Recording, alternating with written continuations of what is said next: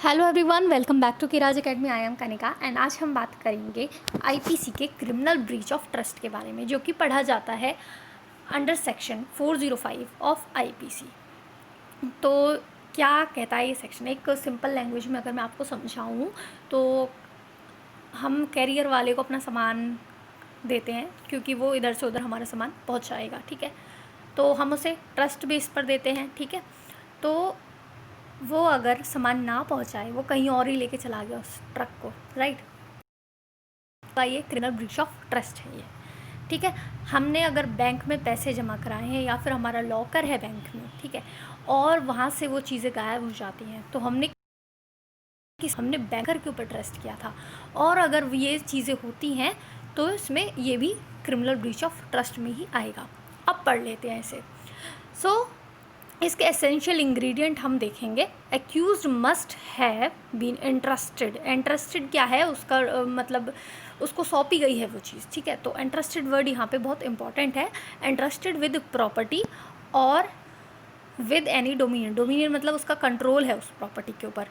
तो डिसऑनेस्टली मिसअप्रोप्रिएट्स और converts to his use, मतलब या तो उसको वो मिसअप्रोप्रिएट्स करता है डिसऑनेस्टली, या फिर उसको अपने यूज़ में ले लेता है, ठीक है। डिसऑनेस्टली यूज़ करता है, ठीक है, या तो वो डायरेक्शन ऑफ लॉ को तोड़ रहा है या फिर कोई लीगल कॉन्ट्रैक्ट उसका था उसको वो ब्रीच कर रहा है, राइट। इसमें नोट करना है कि जैसे अगर हम किसी को लोन देते हैं थोड़े पैसे, क्योंकि वो हमें बाद में लौट आएगा, तो वो इंटरेस्टमेंट ऑफ मनी में नहीं आएगा। इसी का केस था Satyavrat Bhattacharya versus general Singh. Sorry अगर मैंने गलत पढ़ा हो तो। फिर उसके बाद एक और केस आया, Sardar Singh versus state of Haryana. तो गाइज अगर आपको ये जैसे इसमें स्टेट ऑफ हरियाणा लिखा है, तो आपको अगर एग्ज़ाम में याद नहीं आता तो आप वर्सेस स्टेट लिखो खाली, बस, ठीक है, ठीक है। तो फिर आता है उसमें भी दो चीज़ें बताई गई। एक तो इंटरेस्टमेंट होना बहुत ज़रूरी है, दूसरी बात डिसऑनेस्ट मिसअप्रोप्रिएशन होना भी ज़रूरी है। फिर एक और केस आया, फिर आया बसदेव शर्मा वर्सेस धनराज गुप्ता। इसने कहा कि ये एप्लीकेबल नहीं है पार्टनरशिप में। क्यों नहीं है एप्लीकेबल? क्योंकि यहाँ पे इंटरेस्टमेंट नहीं है दोनों की।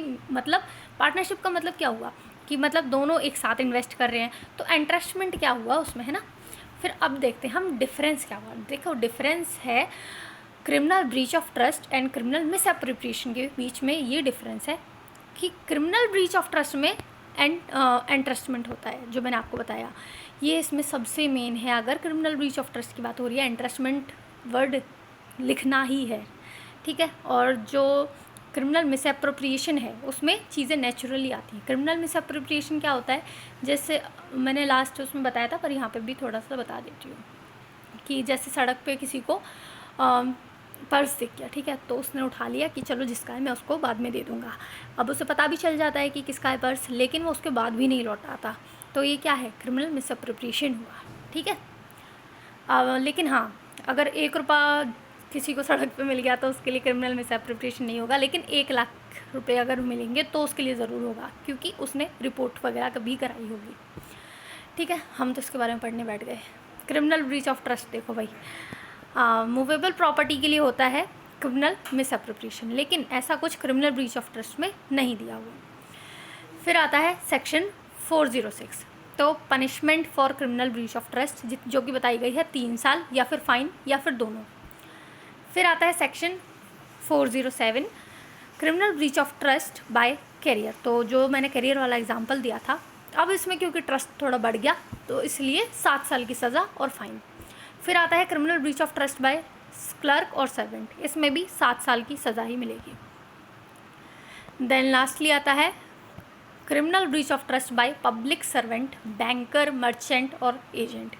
तो अब यहाँ पे देखो ट्रस्ट का लेवल कितना है, क्योंकि वो बैंकर है, वो पब्लिक सर्वेंट है, तो इसलिए उसको या तो इम्प्रिजनमेंट फॉर लाइफ होगी या फिर 10 साल की सज़ा और फाइन होगा। आई होप आपको मेरा लेक्चर समझ में आया हो। Like, share and subscribe. अगर पसंद आया हो तो, ना पसंद आया हो तो अनलाइक करें और अपने दोस्तों वगैरह में शेयर करें। Bye bye.